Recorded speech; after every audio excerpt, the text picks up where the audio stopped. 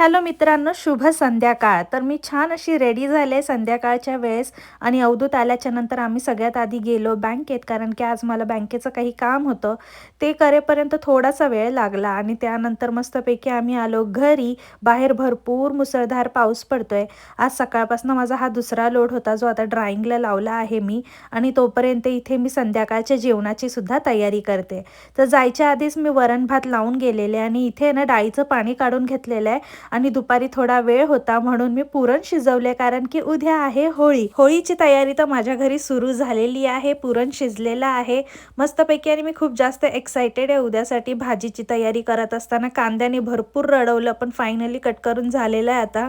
आणि आज मस्तपैकी कॉलीफ्लावरची भाजी बनवते आहे. सो व्यवस्थित त्याला 2-3 पाण्यातनं छान धुवून घेतलं आहे. एकदम सिम्पल तडका दिलेला आहे मी.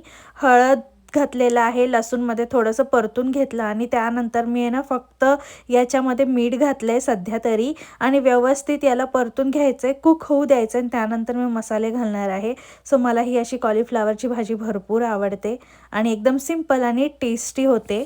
आज सकाळपासून बरीच कामं होती आणि ती सगळी काही शेवटी झालेली आहे, त्याचं मला खूप सॅटिस्फॅक्शन आहे. आणि इथे या दोघांच्या काय गप्पा चालल्या होत्या हे काही मला कळत नाही आहे, पण खूपच गंभीर गप्पा चालू होत्या.